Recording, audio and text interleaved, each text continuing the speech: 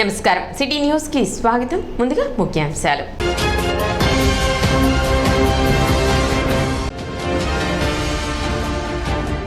Tenali RTC డిపోకు వచ్చిన నూతన బస్సులను ప్రారంభించిన మంత్రి నాదెండ్ల మనోహర్.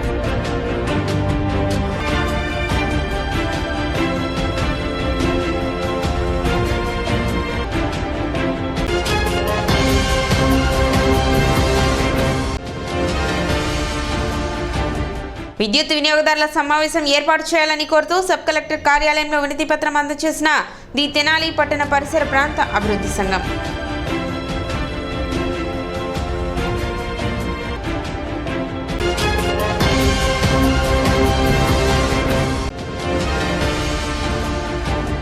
ప్రభుత్వ ఆధీనంలోకి వెళ్లనున్న కొత్తపేటలోని మహిళా మండలి భవనం.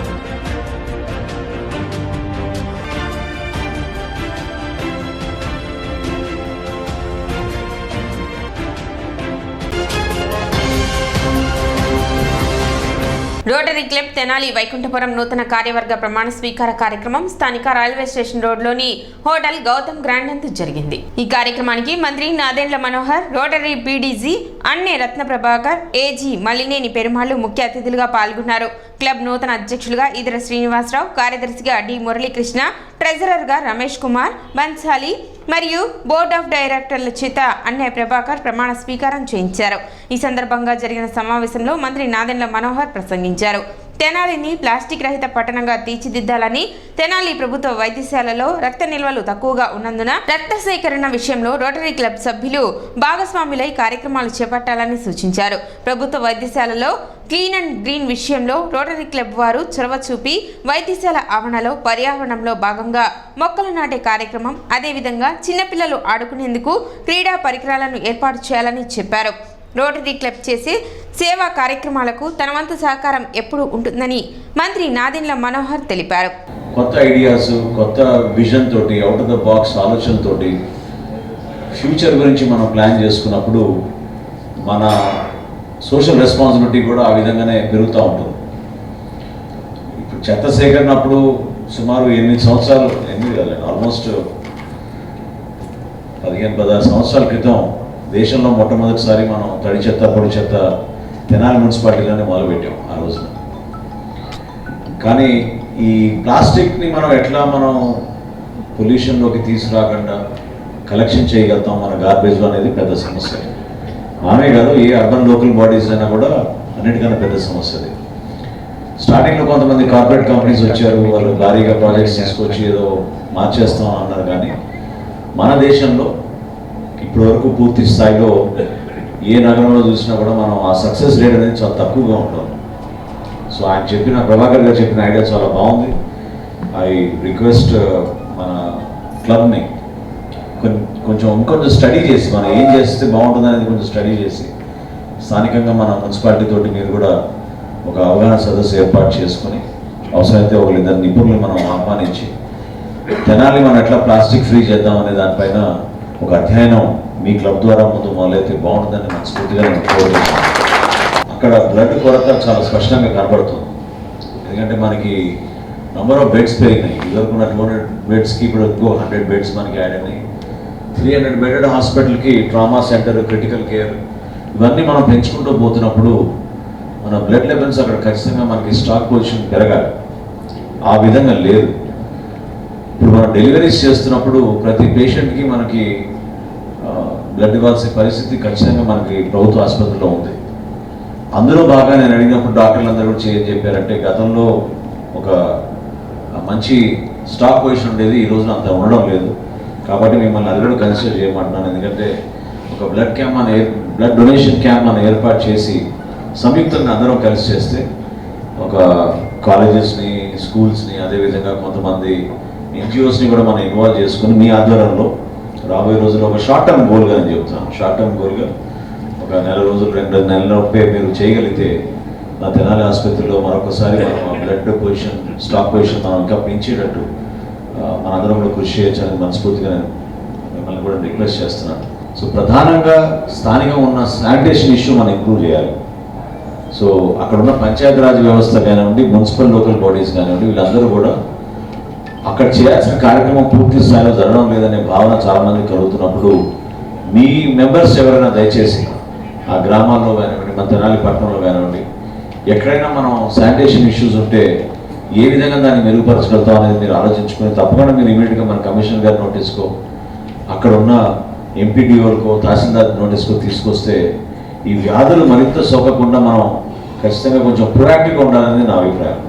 అదేవిధంగా మనకి ఉన్న public health centres, urban health centres, మనకున్న ప్రభుత్వ ఆసుపత్రి, వీటిని కూడా మీరు దయచేసి మీరు సందర్శించి మీ వంతు మీరు చేసే కార్యక్రమాల్లో అడాప్షన్ కూడా మీరు అక్కడ చేస్తే, ఆ హాస్పిటల్ మీరు అడాప్ట్ చేసుకోగలిగితే కొంతవరకు చాలా ఉపయోగపడుతుందని భావిస్తున్నాను. కార్యక్రమంలో Rotarians Edara Purnachand, Kanneganti Muralikrishna, Gutta Venkataratnam, doctor D Ravindranath, K Upendra, G V Narayana, Bhaktula వెంకటేశ్వరరావులు పాల్గొనగా పావులూరి రాంబాబు, నల్లూరి వెంకటేశ్వరరావు కార్యక్రమాన్ని పర్యవేక్షించారు.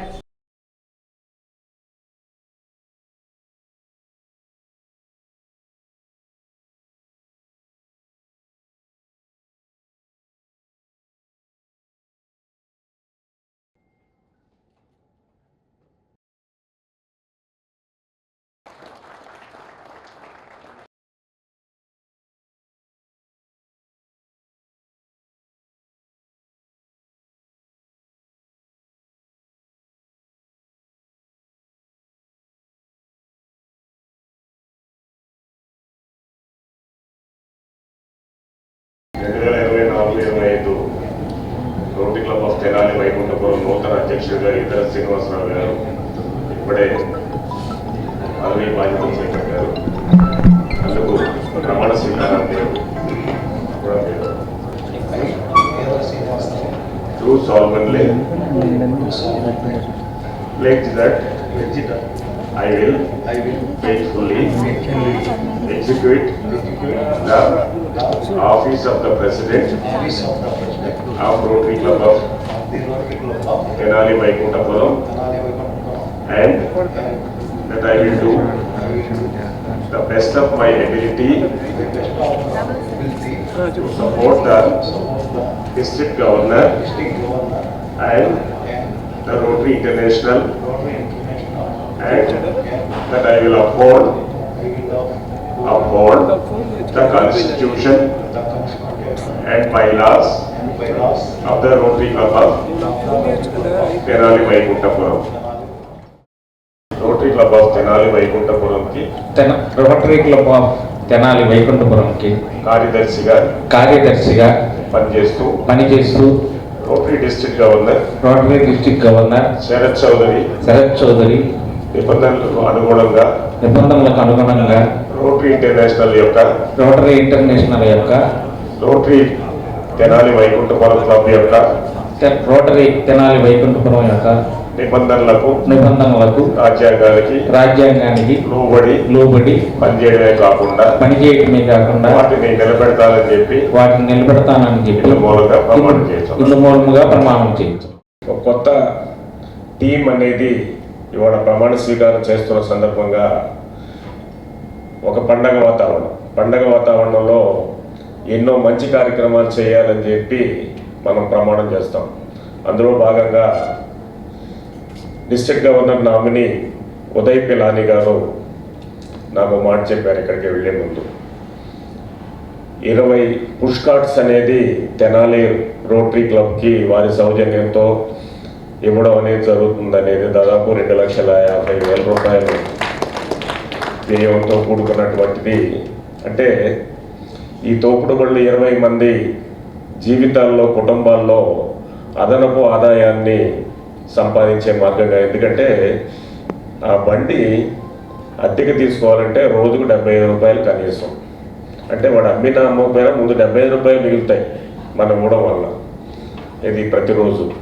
సో అటువంటి బెనిఫిట్ ఉండే కార్యక్రమాన్ని కమ్యూనిటీ అండ్ ఎకనామిక్ డెవలప్మెంట్లో భాగంగా 20 మంది కుటుంబాలకి అది ఏర్పాటు చేయడం అనేది జరుగుతుంది. అది ఒక సంతోషమైన వార్త.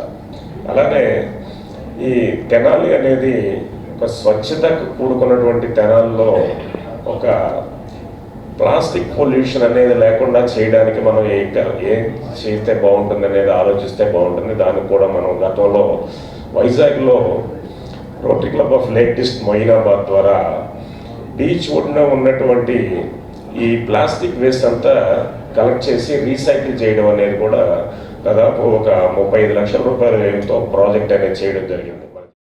ఇప్పుడు రోటరీ క్లబ్ చేసిన సేవా కార్యక్రమాలు అందరూ సభ్యులతో బాగా చేసాము. ముందు కూడా నేను కూడా అదేవిధంగా సభ్యుల సహకారంతో అనేక కార్యక్రమాలు చేస్తామని కోరుకుంటున్నాం. ఇస్కాన్ తెనాలి వారి ఆధ్వర్యంలో శ్రీ శ్రీ జగన్నాథ రథయాత్ర 9వ తేదీ మంగళవారం పట్టణంలో నిర్వహించనున్నారు. సోమవారం నాజర్పేటలోని ఇస్కాన్ మందిరంలో ఏర్పాటు చేసిన విలేకరుల సమావేశంలో వివరాలు వెల్లడించారు. 9వ తేదీ మధ్యాహ్నం 2:30 స్థానిక శివాజీ చౌక్ సెంటర్ నుండి జగన్నాథ రథయాత్ర ప్రారంభమవుతుందని, గాంధీ చౌక్, నెహ్రూ రోడ్, ప్రకాశం రోడ్, గంగానమ్మ గుడి, మెయిన్ రోడ్, వీనస్ టాకీస్ మీదుగా శ్రీ కన్యకా పరమేశ్వరి అమ్మవారి దేవస్థానం వద్ద ముగుస్తుందని చెప్పారు. భక్తులు విశేష సంఖ్యలో పాల్గొని ఈ కార్యక్రమాన్ని విజయవంతం చేయాలని కోరారు. రేపు శ్రీ జగన్నాథ స్వామివారి రథయాత్ర తెనాలి పట్టణంలో జరగబోతుందని తెలియజేయడానికి మేము సంతోషిస్తున్నాము. శ్రీ జగన్నాథపురిలో జరుగుతున్నటువంటి రథయాత్ర మన తెనాలి నగరంలో స్వామివారు వీధుల్లోకి వచ్చి మనందరి కోసం దర్శనం ఇవ్వబోతున్నారు. కాబట్టి ప్రతి ఒక్కరు వచ్చి కూడా ఈ రథయాత్రలో పాల్గొనవలసిందిగా మేము కోరుచున్నాము. ఈ రథయాత్ర శివాజీ చౌక్లో ప్రారంభమవుతుంది. శివాజీ చౌక్ నుంచి గాంధీ చౌక్, గాంధీ చౌక్ నుంచి చాకల చెరువు, అక్కడి నుంచి గంగానంపేట, దాని తర్వాత మళ్ళీ మెయిన్ రోడ్ నుంచి గాంధీ చౌక్, చివరికి కన్యకా పరమేశ్వరి టెంపుల్లో వచ్చి అక్కడ స్వామివారి యొక్క కార్యక్రమాలు జరుగుతాయి. రేపు సాయంత్రం 2:30 గంటల నుంచి ఈ ప్రోగ్రాం ప్రారంభం అవుతుంది. తెనాలి నందులపేటకు చెందిన కీర్తిశేషురాలు మామిడాల సీతామహాలక్ష్మి జ్ఞాపకార్థం స్కాలర్షిప్స్ పంపిణీ చేశారు. సీతామహాలక్ష్మి మనమరాలు మామిడాల వెంకట శివ నీలిమ, మామిడాల వెంకట శివ నివేదిత, మామిడాల వెంకట శివ నిశాంతి వారి బామ్మ జ్ఞాపకార్థం 50,000 రూపాయల నగదును బ్రాహ్మణ సంఘ నాయకుల చేతుల మీదుగా ఆర్థికంగా వెనుకబడిన ఇంజనీరింగ్ విద్యార్థులకు పంపిణీ చేశారు. ఈ సందర్భంగా మామిడాల వెంకట శివ నివేదిత మాట్లాడుతూ ఆర్థిక ఇబ్బందుల వల్ల ఎవరు చదువు ఆపకూడదు అనే సంకల్పంతో బామ్మ స్ఫూర్తిగా ఆమె జ్ఞాపకార్థం ఈ స్కాలర్షిప్స్ ఇచ్చినట్లు తెలిపారు. ఈ కార్యక్రమంలో రాష్ట్ర ఉత్తమ ఉపాధ్యాయ అవార్డు గ్రహీత లక్రాజు లక్ష్మణరావు, కొడవటికంటి కుమార్, బ్రాహ్మణ సంఘ నాయకులు పోతావుచుల పురుషోత్తం శర్మ, త్రిపురారిపట్ల దత్తాత్రేయ శాస్త్రి, పరాశ్రం వెంకట రామ్గోపాల్, వడ్లమాని ఉమామేశ్వరరావు, చెన్నాప్రగడ శ్రీనివాస్, దావులూరి శ్యామ్, మామిడాల జ్ఞానప్రసూనాంబ, మహావాది సువర్ణ, పరాశరం లక్ష్మీ పద్మావతి, మాగంటి శాస్త్రి తదితరులు పాల్గొన్నారు. బ్రాహ్మణ సేవా సమితి తరఫున నేను వాళ్ళ చేసిన ప్రోగ్రామ్స్ చాలా కూడా గమనించాను. దాని స్ఫూర్తిగా ఈరోజు నేను మా నాయనమ్మ గారి ఆబ్దిక సందర్భంగా పేద బ్రాహ్మణులకి ఒక 5 కన్నా కనీసం నా వంతు ధర్మంగా నేను చేయాలనుకుంటున్నాను. అంటే విద్య అనేది ప్రతి మనిషికి ఒక ఉద్యోగం సంపాదించడమే కాదు, ఒక జ్ఞానం అనేది సముపార్జన కోసం ప్రథమ మెట్టు అయి ఉంటుంది. మా నాయనమ్మ గారు కూడా అట్లాగే మాకు బాగా చదివించారు. మేము ప్రస్తుతం అందరం కూడా మంచి పొజిషన్లోనే ఉన్నాము. కాబట్టి నాకు అనిపించింది వాళ్ళ ఆవిడకి గుర్తుగా ఈ పని చేద్దాము అని.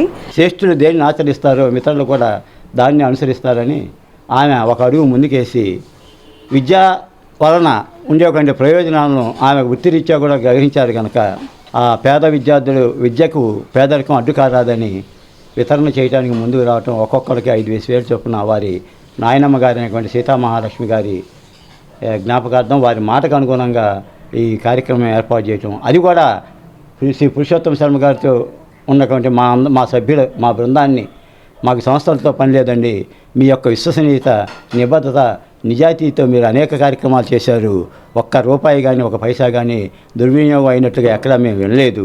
కాబట్టి మీ విశ్వసనీయత, నిబద్ధత, అర్హతగా మీ ద్వారా మాత్రమే ఈ కార్యక్రమం జరగాలని చెప్పి మా మీద అత్యంత విశ్వాసం ఇచ్చినందుకు ముందుగా కృతజ్ఞతాభివందనాలు తెలియజేసుకుంటూ, నివేదిత సిస్టర్స్ గారి ఈ విధంగా పేద బ్రాహ్మణులకు సహాయం చేయడం అనేది ఎంతో గొప్ప విషయం అండి. ఇటువంటివి ఇంకా ముందు ఇంకా జరగాలని చెప్పేసి కోరుకుంటున్నాము.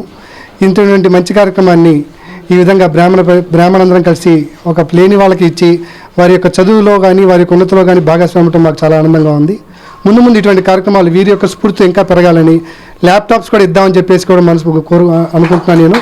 నేను ముందు కూడా ఇటువంటివి ఇంకా జరుగుతాయని చెప్పేసి మనస్ఫూర్తిగా కోరుకుంటున్నాను. బాపట్ల జిల్లా వేమూరు నియోజకవర్గం కొల్లూరు మండలం జువ్వలపాలెం ఇసుక రిచ్ని వేమూరు ఎమ్మెల్యే నక్క ఆనందబాబు జిల్లా కలెక్టర్ మురళి ప్రారంభించారు. మాజీ మంత్రి ఎమ్మెల్యే నక్క ఆనందబాబు మాట్లాడుతూ ఉచిత ఇసుక హామీని నెరవేర్చినందుకు ఆనందంగా ఉందన్నారు. గతంలో కూడా చంద్రబాబు నాయుడు ప్రభుత్వంలో ఉచిత ఇసుక ఇవ్వడం జరిగిందని, జగన్ ప్రభుత్వం మాత్రం ఇసుకని అడ్డగోలుగా దోచేశారని ఆరోపించారు. కూటమి ప్రభుత్వం నాణ్యమైన ఇసుకని పేదలకు నామమాత్రపు ధరలో అందుబాటులో ఉంచిందని, రానున్న రోజుల్లో ప్రజలకు ఇచ్చిన హామీలను నెరవేర్చుకుంటూ ముందుకు సాగుతామని, చంద్రబాబు నాయుడు పవన్ కళ్యాణ్ ఆధ్వర్యంలో రాష్ట్రాన్ని అన్ని రకాలుగా సంక్షేమంతో పాటు అభివృద్ధితో ముందుకు తీసుకువెళ్తారని తెలిపారు. నూతనంగా ఏర్పడినటువంటి తెలుగుదేశం పార్టీ కూటమి ప్రభుత్వం ఇచ్చిన హామీల్లో ప్రధానమైనటువంటి ఉచిత ఇసుక విధానాన్ని ఈ రోజు నుంచి అమలు చేస్తున్నామని చెప్పడానికి ఎంతో ఆనందంగా ఉంది.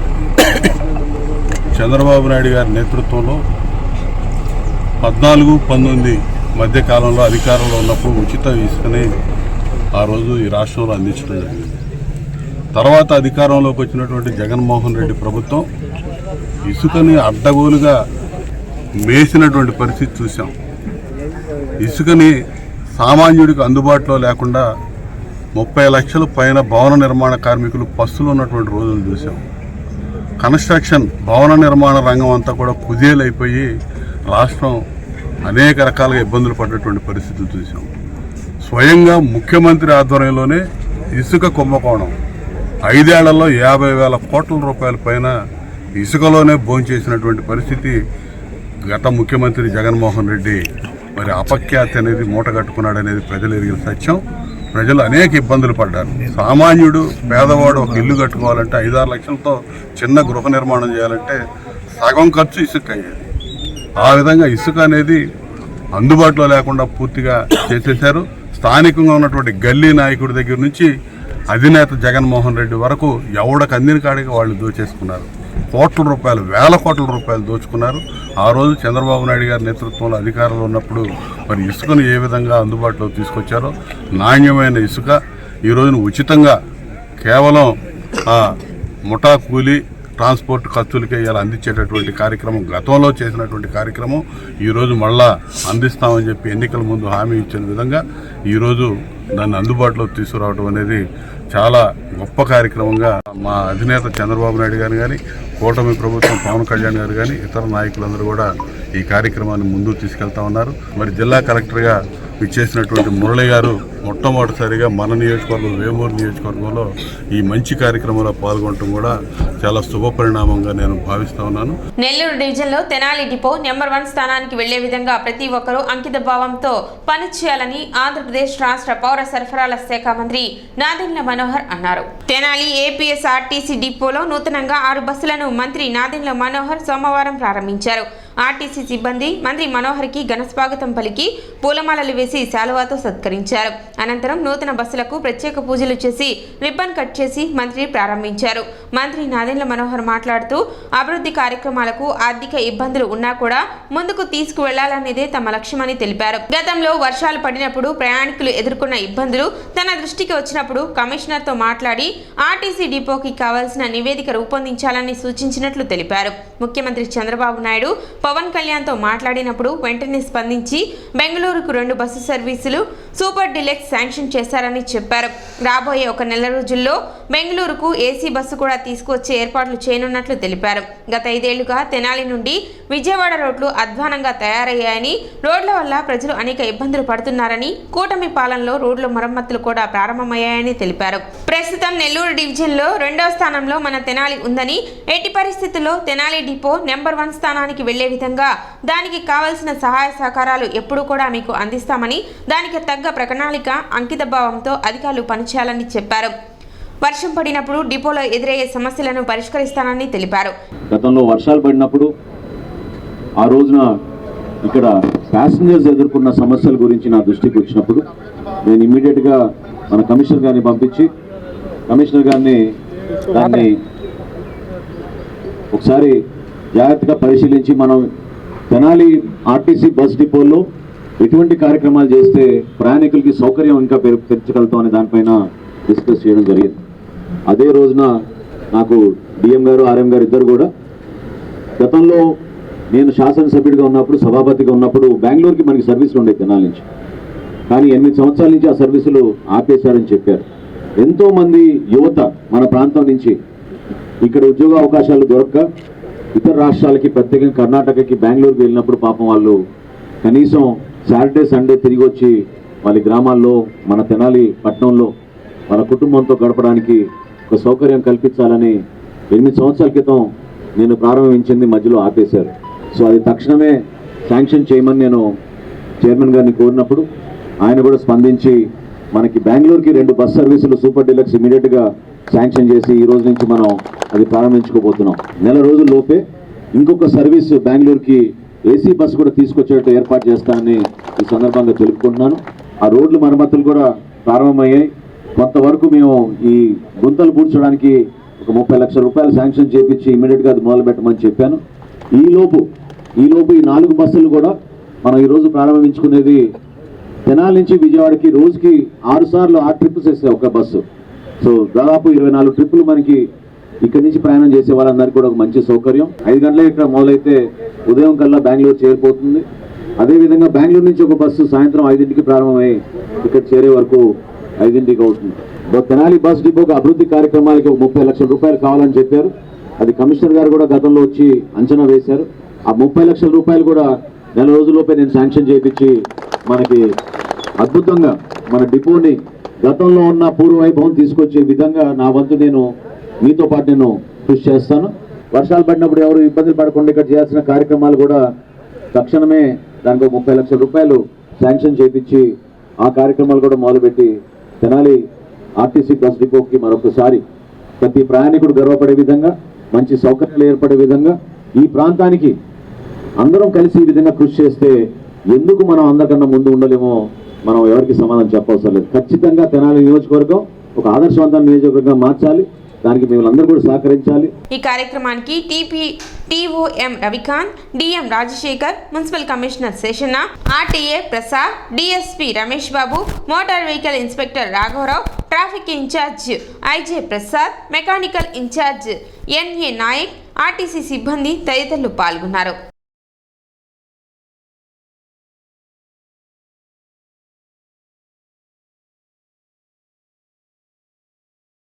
మన తెనాలి డిపోలో 6 కొత్త బస్సులు ఒకే రోజు ప్రారంభోత్సవం చేసుకోవడం, అది కూడా మన ప్రీతం మంత్రివర్యులు గారి చేతి మీదుగా ప్రారంభోత్సవం చేసుకోవడం చాలా సంతోషకరంగా ఉంది. ఇప్పుడు ముఖ్యంగా Tenali Bengaluru super luxury services గత కాలంలో మరి డిపో నుంచి నడిచేవి కొన్ని కారణాల వల్ల మరి తీసివేయడం జరిగింది. మరలా అట్లాంటి సర్వీస్ని పునరుద్ధరించాలని గౌరవ మంత్రి గారు చెప్పిన వెంటనే మరి మనకి హెడ్ హౌస్ నుంచి కూడా 2 కొత్త బస్సులు ఇవ్వడం, ఇవన్నీ కూడా మరి మంత్రి గారి చొరవ వల్ల ఇవన్నీ కూడా మనకు సాధ్యమవుతా ఉన్నాయి. మరి ముఖ్యంగా ఏంటంటే ఏపీఎస్ఆర్టీసీ అనేది ప్రజల సంస్థ. ఈ ప్రజల కోసం, ప్రజలకు భద్రతతో కూడిన ప్రయాణ సౌకర్యాన్ని కల్పించాలనే లక్ష్యంతో ఏర్పడిన సంస్థ ఏపీఎస్ఆర్టీసీ. ఏపీఎస్ఆర్టీసీకి ఇప్పటికీ 93 సంవత్సరాలు కంప్లీట్ అయింది ఏపీఎస్ఆర్టీసీ పుట్టి. మరి 93 సంవత్సరాల నుంచి కూడా మీ అందరి ఆదరాభిమానాలతో ఇంత ముందుగా సాగుతుందంటే మరి ముఖ్యంగా ఆర్టీసీలో పనిచేసే ప్రతి ఉద్యోగి కూడా మరి కష్టపడి పనిచేయబట్టే ఈ సంస్థ 93 సంవత్సరాల నుంచి కూడా నిర్విరామంగా ప్రజలకు మరింత మెరుగైన సేవలు అందిస్తూ ముందుకు పోతా ఉంది. బెంగళూరు సర్వీస్ అనేది గత 8 సంవత్సరాల నుంచి ఫైట్ చేస్తున్నాం రావట్లేదు. సార్ వచ్చి 4 రోజుల్లోనే వెంటనే బెంగళూరు సర్వీస్ వచ్చింది. దాని సందర్భంగా తెనాలి డిపో నుంచి సార్కి అందరూ కుట్టని తెలుపుకుంటా ఉన్నాం. అదేవిధంగా తెనాలికి సంబంధించిన పర్మనెంట్ సొల్యూషన్స్ పెదవారు నుంచి నంద్యాల కానీ వాటర్ కనెక్షన్, వాటర్ నీళ్ళగా పర్మనెంట్ సొల్యూషన్ లో చేయటంలో ఒక మార్పు చూపించిన ఏకైక వ్యక్తి గౌరవమైన మంత్రివర్యులు శ్రీ నాదెండ్ల మనోహర్ గారు. బాపట్ల జిల్లా వేమూరు నియోజకవర్గం కొల్లూరు మండలం జువ్వలపాలెంలో ఉచిత ఇసుక రిచ్ ని మొదలుపెట్టారు. గత ప్రభుత్వం అడ్డగోలు ధరలతో పేదలకు అందనంత ఎత్తున ఇసుక ధరలు ఉంచడం, కార్మికులు ఇసుక లేకపోవడంతో పనులు లేక పస్తులు చనిపోయిన సందర్భాలు కూడా వెలుగులోకి వచ్చాయి. కూటమి అధికారంలోకి రావడంతో ముఖ్యమంత్రి చంద్రబాబు నాయుడు ఉచిత ఇసుక ఇవ్వడంతో ఈ రోజున ఇసుక రిచ్లో నామమాత్రపు ధరకు ఇసుక లోడింగ్ మొదలుపెట్టారు. గతంలో ట్రాక్టర్లు, చిన్న సైజు లారీలు కానీ కనపడేవి కాదు. గతంలో జగన్ పాలనలో ఎప్పుడు చూడని విధంగా భారీ వాహనాల్లో ఇసుక లోడింగ్లు జరిగేవి. ఇసుక రీచ్లోకి సాధారణ వ్యక్తులకు అనుమతి ఇచ్చేవారు కాదు. కానీ ఉమ్మడి కూటమి ఆధ్వర్యంలో ఉచిత ఇసుక ఇవ్వడంతో ట్రాక్టర్లు, లారీలు లోడింగ్కు బార్లు తీరాయి. సాధారణ ప్రజలు, కూలీలు ఇసుక విధానంతో ఆనందం వ్యక్తం చేశారు. లోడింగ్ మొదలైన కొంతసేపటికే బిల్లు ఆన్లైన్లో చూపించడం, సర్వర్ ప్రాబ్లం ఉండడంతో తాత్కాలికంగా మైనింగ్ అధికారులు నిలిపివేశారు. సర్వర్ ప్రాబ్లం క్లియర్ అవగానే మొదలు పెడతామని చెప్పారు. అన్ని చోట్ల సర్వర్ సమస్య ఉందని వెంటనే పరిష్కరించి ఇసుక లోడింగ్ ప్రారంభిస్తామని తెలిపారు.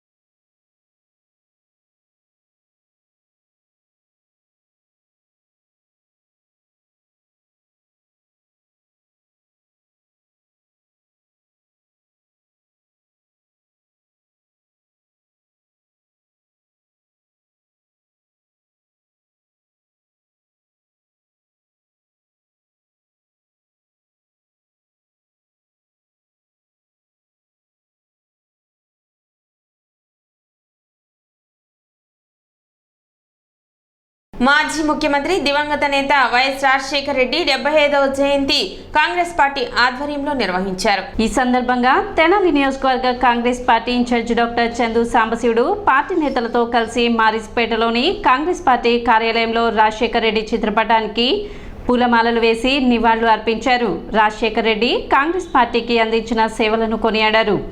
కార్యక్రమంలో తెనాలి టౌన్ ప్రెసిడెంట్ పొన్నూరు నాగసూర్య శస్తర్రావు, తెనాలి మండల ప్రెసిడెంట్ కర్లపూడి బుల్లయ్య, తెనాలి మండల కన్వీనర్ మల్లవరపు ప్రసాద్, మాదల పూర్ణచంద్రరావు, భీమా రమేష్, స్టీవెన్ బాబు, రాయపాటి అనిల్, సత్యనారాయణ, అయ్యప్ప, సుబ్బారావు, కోటేశ్వరరావు, షేక్ నాగూర్, గోపి, శ్రీను తదితరులు పాల్గొన్నారు. ఆంధ్రప్రదేశ్ మాజీ ముఖ్యమంత్రి వర్యులు మా కాంగ్రెస్ పార్టీ అగ్రనేతల్లో ఒకరైనటువంటి స్వర్గీయ వైఎస్ రాజశేఖర రెడ్డి గారి 75వ జయంతి. మన ఆంధ్రప్రదేశ్ రాష్ట్రంలో, ఉమ్మడి ఆంధ్రప్రదేశ్ రాష్ట్రంలో రాజశేఖర రెడ్డి గారి పేరు తెలియని వాళ్ళు ఎవరూ లేరు. రాజశేఖర రెడ్డి గారు 1978లో శాసనసభకు ఎన్నికై అక్కడి నుంచి ఓటమి లేని, తిరుగులేని నాయకుడిగా ఎదిగి మంత్రిగా, ఎమ్మెల్యేగా, మంత్రిగా, ఎంపీగా, మన రాష్ట్ర ముఖ్యమంత్రిగా అనేక పదవులు అలంకరించి ఆ పదవులకు వన్నీ తెచ్చినటువంటి వ్యక్తి రాజశేఖర రెడ్డి గారు. రాజశేఖర రెడ్డి గారు మన రాష్ట్రంలో సాంఘిక విప్లవం తీసుకొచ్చినటువంటి వ్యక్తి. గుర్తుపెట్టుకోండి, రాజశేఖర రెడ్డి గారు కాంగ్రెస్ పార్టీ నాయకుడు, వైసీపీ పార్టీ నాయకుడు కాదు. రాజశేఖర రెడ్డి గారు చనిపోయేదాకా కాంగ్రెస్ పార్టీ హస్తం గుర్తులోనే గెలిచాడు.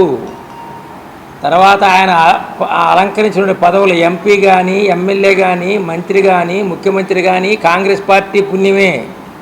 రాజశేఖర రెడ్డి గారికి కాంగ్రెస్ పార్టీ అగ్రనాయకత్వం చాలా విలువనిచ్చింది. ఇందిరమ్మ ఇల్లు తీసుకొచ్చిందంతా రాజశేఖర రెడ్డి గారే టైంలోనే.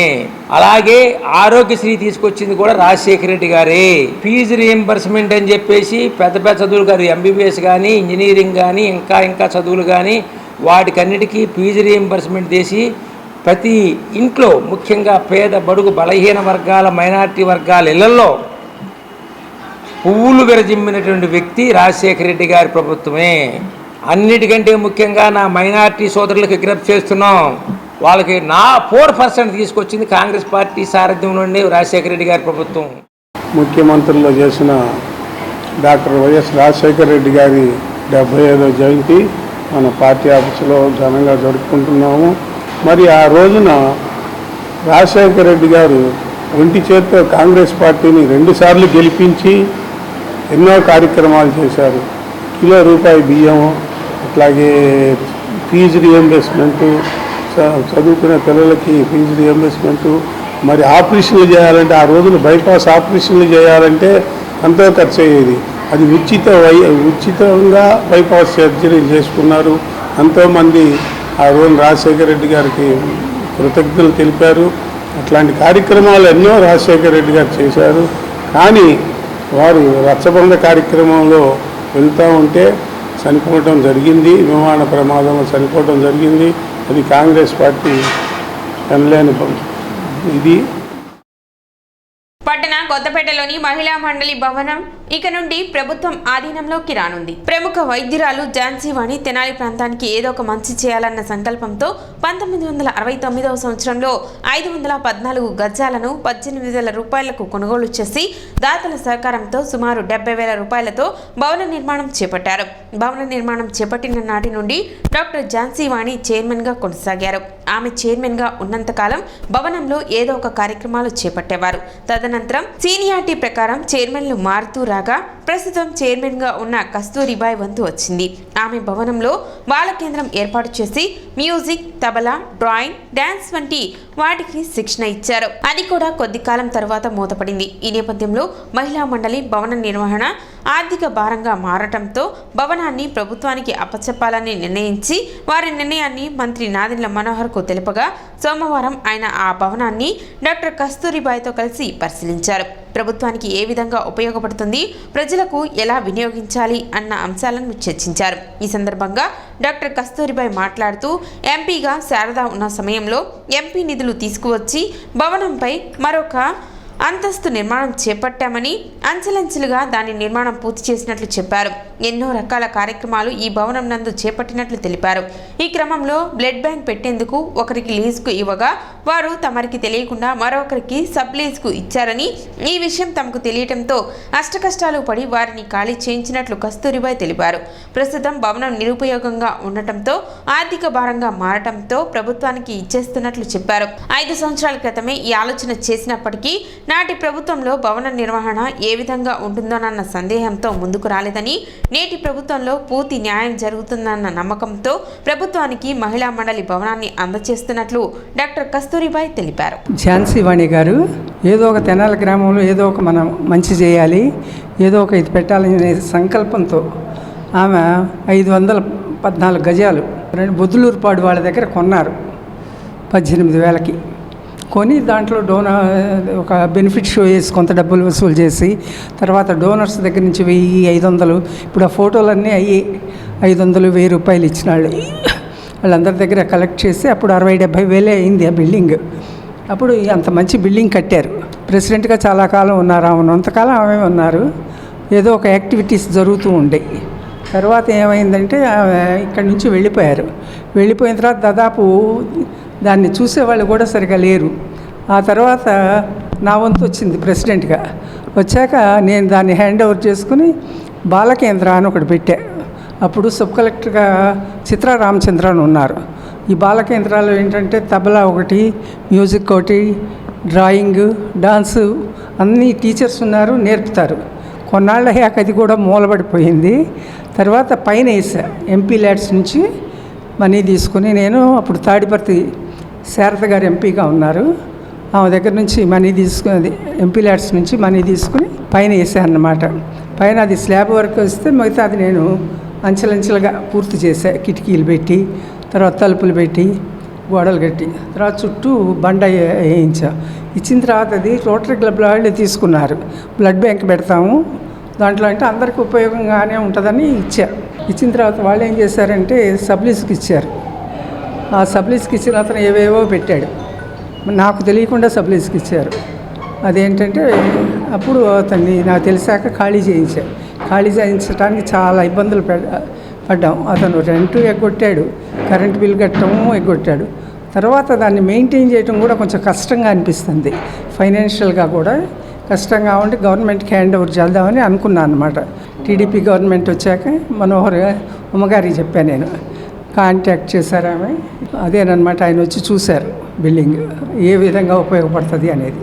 ప్రతి నెల జరిపే విద్యుత్ వినియోగదారుల సమావేశాన్ని ఏర్పాటు చేయాలని ది తెనాలి పట్టణ పరిసర ప్రాంత అభివృద్ధి సంఘం డిమాండ్ చేసింది. ఈ మేరకు సంఘ సభ్యులు సోమవారం సబ్ కలెక్టర్ కార్యాలయంలో జరిగిన గ్రీవెన్స్ కార్యక్రమంలో సబ్ కలెక్టర్ ప్రకాష్ జైన్కి వినతి పత్రం అందజేశారు. గతంలో చాలా సంవత్సరాల నుండి తెనాలి డివిజనల్ విద్యుత్ అధికారి కార్యాలయంలో ప్రతి నెల విద్యుత్ వినియోగదారుల సమావేశం జరిపేవారని, ఆ సమావేశానికి డివిజన్ పరిధిలో గల వినియోగదారులు మరియు కొన్ని స్వచ్ఛంద సంస్థలు హాజరయ్యేవారని, డివిజన్ పరిధిలో గల ఏఈలందరూ హాజరై వచ్చిన సమస్యలను మినిట్స్ బుక్ లో ఎంటర్ చేసి చేసి ఆ సమస్యలపై చర్చించి అక్కడికక్కడే పరిష్కారం సూచించి 3 నుండి 5 రోజుల్లో పూర్తిగా పరిష్కరించేవారని, ఆ వివరాలను సమావేశానికి వచ్చిన అందరు సభ్యులకు తెలిపేవారని, కానీ సుమారు సంవత్సరం నుండి ఆ సమావేశం నిర్వహించకపోవడంతో వినియోగదారులు తమ సమస్య తీర్చుకునే నిమిత్తం ఒక ఆఫీస్ నుండి ఇంకో ఆఫీస్కు తిరుగుతూ ఇబ్బంది పడుతున్నారని, సంఘ సభ్యులు ప్రజలు అనేకసార్లు సమావేశం నిర్వహించమని కోరినప్పటికీ నిర్వహించలేదని, ఈ సమావేశం నిర్వహించడం వలన ప్రజలు అద్భుతమైన పరిష్కారాలు పొందుతారు కాబట్టి ఈ విద్యుత్ వినియోగదారుల సమావేశాన్ని ఏర్పాటు చేసే విధంగా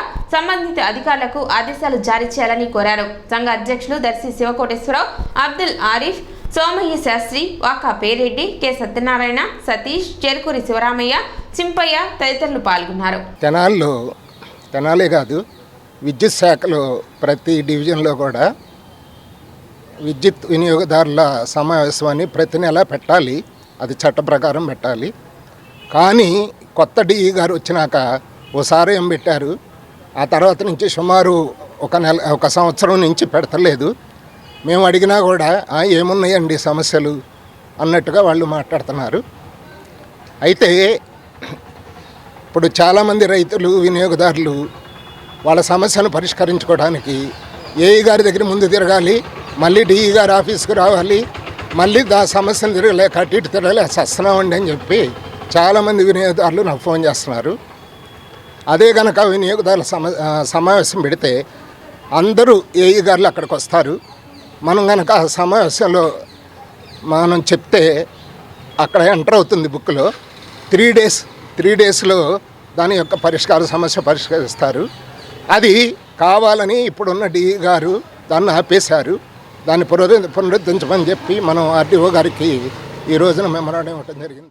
గత ఒక సంవత్సరంగా ఈ మీటింగ్లు జరగట్లేదు కాబట్టి మేము కూడా మళ్ళీ చాలా తెనాల్లో ఎలక్ట్రికల్ సంబంధించిన ప్రాబ్లమ్స్ అనేకం ఉన్నాయి. రెగ్యులర్గా కరెంటు పోవటాలు ఒకటి, అలాగే విలేజెస్లో కూడా మనకి ఏంటంటే ఇప్పుడు క్రాప్ సీజన్ స్టార్ట్ అయింది. వారు కూడా ఏంటంటే ఈ కరెంటు పోవటాల మూలంగా వాళ్ళ ప్రాబ్లమ్స్ మూలంగా, అలాగే కరెంటు రాకపోవడం మూలంగా ఇటువంటి సమస్యలు రైతులు కూడా చాలా ఇబ్బంది పడుతున్నారు. సో ఇవన్నీ కలిసి గ్రీవెన్సెల్ని మళ్ళీ పునరుద్ధరించి ఎక్కడెక్కడైతే రెగ్యులర్గా సమస్యలు వస్తున్నాయో ఇమ్మీడియట్గా సాల్వ్ చేస్తే కనుక వాళ్ళకి ఎవరికి ఇబ్బంది ఉండొచ్చు, కన్జ్యూమర్స్కి వెంటనే ఈ సమస్యను సాల్వ్ చేసే విధంగా ఎలక్ట్రికల్ గ్రీవెన్స్ సెల్ అనేది, కన్జ్యూమర్ గ్రీవెన్స్ సెల్ అనేది తిరిగి ప్రారంభించి ప్రతి నెల ఆ మీటింగ్స్ పెట్టి ఎవరికి ఇబ్బంది కూడా చూడమని పట్నాభివృద్ధి సంస్థ ద్వారా కోరుతున్నాం. ఎలక్ట్రిసిటీ కన్జ్యూమర్ బోర్డు మీటింగ్ అని గత అనేక సంవత్సరాలు జరుగుతూ ఉండేదండి. చిరంజీవి గారు వచ్చిన 4 రోజుల్లో తీసి పారేసారు. దాన్ని దాదాపు 1 నుంచి మీటింగ్ జరగట్లేదు. రెండో అతిపెద్ద ప్రాబ్లం ఏంటంటే తెనాలి డివిజన్ అనేది ఎలక్ట్రికల్ డిపార్ట్మెంట్ ఈఈ గారు డిఈ గారు ఉన్నారు. 33 133 సబ్స్టేషన్ కూడా ఉన్నాయి. ఇక్కడ ఏంటి మీటర్ ఛాలెంజ్ టెస్టింగ్ అనేది ఇప్పటి నుంచో ఉండేదాన్ని ఏంటంటే గత 8 నెలల 9 నెలల నుంచి తీసేశారండి. దీనివల్ల ప్రజలు చాలా తీవ్ర ఇబ్బంది పడుతున్నారు. ప్రతి ఒక్కళ్ళు ఛాలెంజ్ టెస్టింగ్ అని చెప్పని సింగిల్ ఫేజ్ కూడా గుంటూరు వెళ్ళాల్సి వస్తుంది. జిల్లా మొత్తానికి ఒకటే ఉండటం వలన ప్రజల యొక్క సమయం కూడా వృధా అవుతుందండి. ప్రజలు చాలా ఇబ్బందులు పడతారు. పనులను ఆపుకొని అక్కడే ఉండాల్సిన పరిస్థితి ఉంది. దాన్ని తిరిగి MRT testing meter challenge testing సెంటర్ని తెనాల్లో పునరుద్ధరించగా మా పట్టణ సందర్భంగా కోరుతున్నాం. ఆహార పౌర సరఫరాల మంత్రి నాదెండ్ల మనోహర్ మాజీ ఎమ్మెల్యే డాక్టర్ గోగినేని ఉమను మర్యాదపూర్వకంగా కలిశారు. కొత్తపేటలోని ఆమె నివాసంలో డాక్టర్ గోగినేని ఉమ, డాక్టర్ లక్ష్మీ ప్రసాద్లను మంత్రి నాదెండ్ల మనోహర్ మర్యాదపూర్వకంగా కలిశారు. ఈ సందర్భంగా మంత్రి నాదెండ్ల మనోహర్ ని ఇరువురు శాల్వా పూలమాలలతో సత్కరించారు. ప్రభుత్వం చేపట్టబోయే విధి విధానాలపై మరియు తెనాలి ప్రాంత అభివృద్ధిపై చర్చించుకున్నారు. టీడీపీ, జనసేన, బీజేపీ నాయకులు, కార్యకర్తలు నాదెండ్ల మనోహర్ వెంట ఉన్నారు.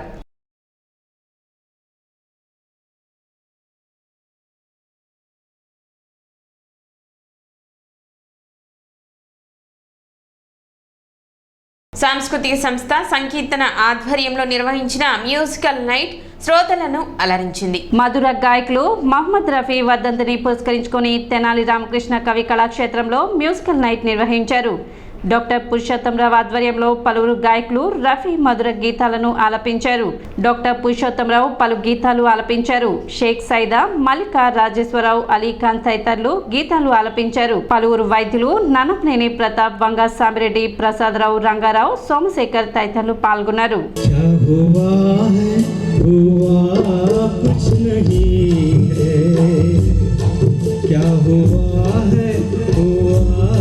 कुछ नहीं है बात क्या है पता कुछ नहीं है मुझसे कोई खता हो गई तो तुमसे अच्छा कर लो जान लो हम तुम्हारे हैं सनम तुम हमें पहचान लो दुनिया बचाना कोई आसान काम नहीं दिल में बपाए हो तो तूफान किनारा है बिजली हमारे लिए प्यार का इशारा है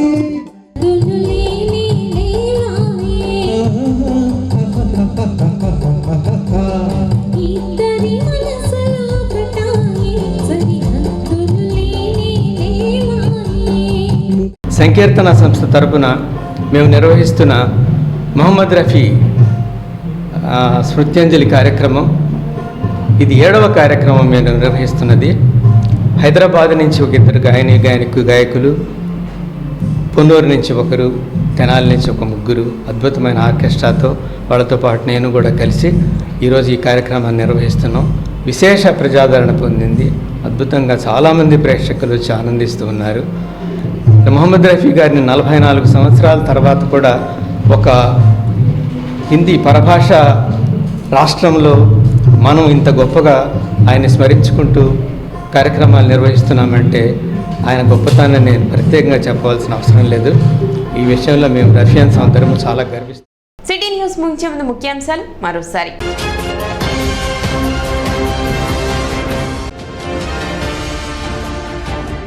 తెనాలి ఆర్టీసీ డిపోకు వచ్చిన నూతన బస్సులను ప్రారంభించిన మంత్రి నాదెండ్ల మనోహర్.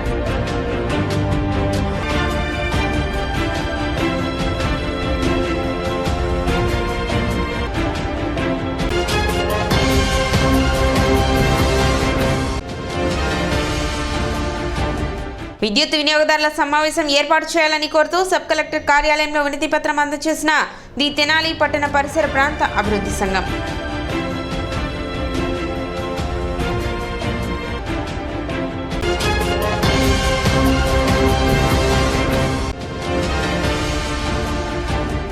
ప్రభుత్వ ఆధీనంలోకి వెళ్లనున్న కొత్తపేటలోని మహిళా మండలి భవనం.